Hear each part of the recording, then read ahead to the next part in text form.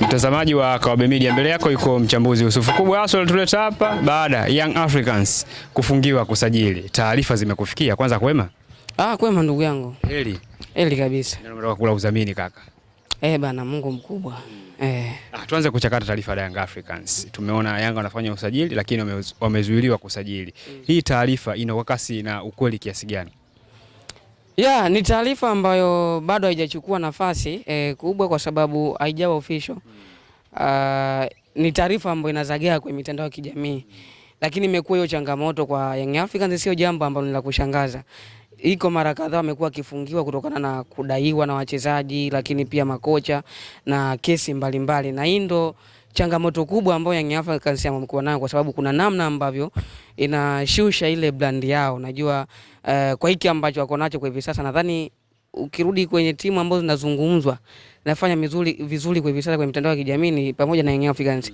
Namna ambavyo wamekuwa na mpangilio wa matukio, lakini namna ambavyo wamekuwa wakiliendea tukio moja baada ya jingine, wamekuwa wakifanya vizuri. Sasa wanaenda kwenye siku ya mwananchi. Endapo itatokea ili jambo likawa ni la kweli, maana kuna namna ambavyo linashusha ile hadhi ama brand ambayo Young Africans wameitengeneza. Ni taarifa ambazo nimeziona na mimi, lakini bado sina uhakika nazo, kwa hiyo siwezi kuweza kuzungumzia kwa undani zaidi, lakini sishangai kwa sababu ni miongoni mwa changamoto ambazo kwa Yanga zimekuwa sugu. Kwa hiyo unaweza kusema kwamba hazijawa publicity kuwa ni official statement kutoka kwa klabu pamoja na wahusika. Bado hazijawa official. Nimeona tu kwenye mitandao ya kijamii baadhi ya watu na wadau mbalimbali wakizungumzia, lakini kwenye hiyo issue, kwa maana Yanga wenyewe inawezekana bado hajatumiwa taarifa, ama kama ni taarifa basi bado haijawafikia, inawezekana iko njiani inakuja. Kwa hiyo kuanza kuzungumzia hilo kwa hivi sasa nadhani inakuwa sio nzuri, lakini ukumbuke tu hata kabla ya dirisha hapa Yanga walikuwa wamefungiwa. Nakumbuka.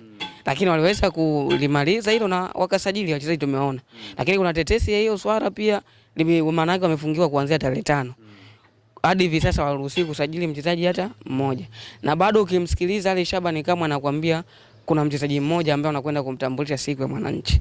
Sasa inawezekana tayari kila ripoti yake huyo mchezaji walishaimaliza, ipo huko kabla ya huo muda ambao umetajwa, kwa maana tarehe 5, and then huko inakwenda kuwa kama hitimisho hiyo siku ya Jumapili. Lakini inawezekana labda bado hawajasajili, ndio wako kwenye mchakato wa kusajili, na ndio nakutana na hiyo changamoto. Maana yake watalazimika tena kama ni kulipa huyo ambaye amewapeleka huko, ama hiyo changamoto kuweza kuiclear waweze kusajili mchezaji mwingine. Lakini nadhani ni kitu ambacho engineer pamoja na kuwa amefanya mengi mazuri bado hajafanikiwa kukiondoa kwenye hiyo timu ya Africans. Tija haswa kwenye taarifa kama hizo kwa baadhi ya wafuatiliaji wa soka na mashabiki wa klabu hizo, wanapaswa kufanya nini kabla kuziona hizo taarifa kwenye mitandao kizagaa zaidi? Nadhani kabla hajachukua nafasi ni vyema wao Young Africans waweze kumalizana na hilo jambo ili lisije likawafikia watu wengi na kuweza kuleta mtafaruku ama maswali, kwa sababu likienda manake kuna namna litaacha tu maswali.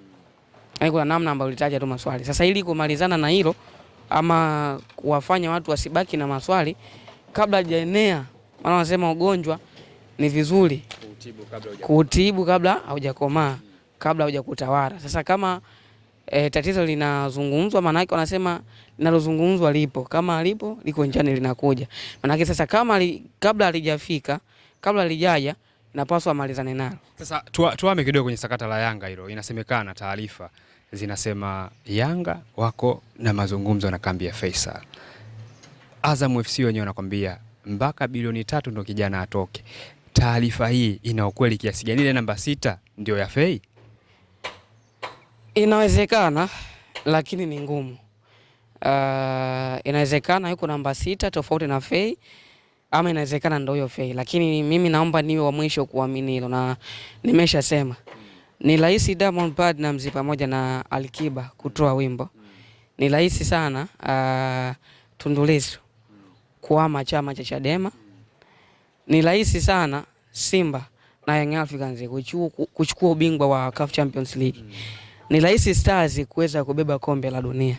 Lakini ni ngumu kumuona Faisal akirudi tena Young Africans. Kwa nini unasema hivi? Endapo tutarudi kwenye ile nukuu ya kile ambacho amewahi kukisema. kama kiongozi mpaka kiongozi wa engineer manake aondoke. Alishawahi kusema hivyo. Sasa engineer bado yuko kwenye madaraka miaka 4 tena. Na labda engineer baada ya kuwa ameondoka ndo afanye arudi Yanga.